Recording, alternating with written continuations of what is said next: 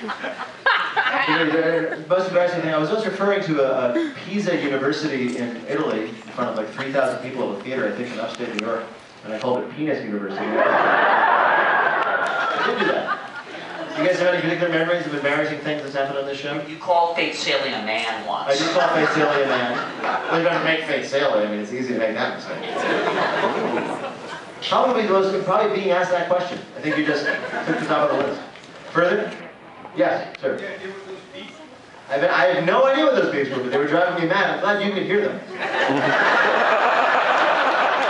thought I was losing my mind. And then I kept hearing these beats. This Morse code. Yes, sir. Can we hear what Carl would do on a home answering machine? Can we hear what Carl will do on a home answering machine? We have one you can hear. Yeah, this is an actual Carl answering machine message recorded somewhere in the world. Hello, this is Carl Castle of National Public Radio. Jane and Christian have imprisoned me in a laboratory in their basement. All this dear to you, sit in hell. Sorry, I have to go.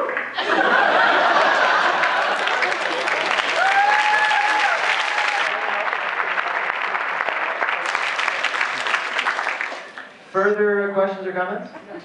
Yes? What's the idea for the show come from? Where did this idea for the show? Well, they thought I was crazy.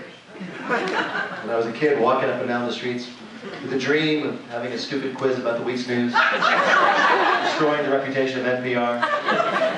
No, I wish I should come up with a better story. This show, believe it or not, was dreamed up by NPR back in the mid to late 90s because they knew that you folks liked to listen to the news, but didn't want to hear any more news. They had to have something that would be about the news, but wasn't a news program, and somebody had the bright idea of a news quiz. And the next thing you know, here I am. That's pretty much the secret version of the origin story. Except I'm skipping the part where I was bit by a radioactive winged martingale. Yes, sir. This is my ability to speak. Okay. Lincoln Logs? Really? It's very embarrassing. Only as good as your last prediction. And I just didn't know where to go. Yeah, what have you predicted for us lately? Yes. Late onto Thursday, do you write the jokes or write the... This is literally true, that the script was finished 5 minutes before I started talking to you. So there you are. Of course, we waste Monday, Tuesday, and Wednesday looking at internet videos. But they're fun. Yes, sir? How do you pick the panelists? How do we pick the panelists? Where did these people come from? I think I found you guys on Craigslist. It was a casual encounters, of course. It started as buying a bike. Yeah. The next thing you know, it's like we just want to have some paneling, no strings attached, okay? Clean, drug-free. Yes. Well, last question. Yes. Is Ira Glass friendly in person, or is that an act for the radio? Like Daisy. I'm sorry, who? Really? You were frustrated you canceled his show in April, so you came to see us instead. Maybe I'll see people who know him. I'm sorry, I'm laughing because when we first started the show, like half the questions I got were about Ira Glass. It's sort of a running gag. Ira Glass is actually an extremely lovely person. He's very smart and very creative, but also really, really nice. So you need not worry when you meet Ira Glass. He will live up to your expectations. Okay, well, one more. Yes, young man. Yes. Have you ever had a news story break on Friday that just completely wrecked the show? Yes.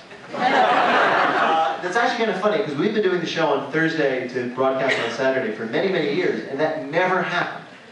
Just didn't happen.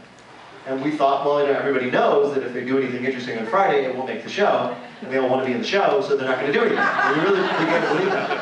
And then one day in the fall of 2009, they were announcing the Nobel Prizes, and they'd announced all of them except for the Peace Prize.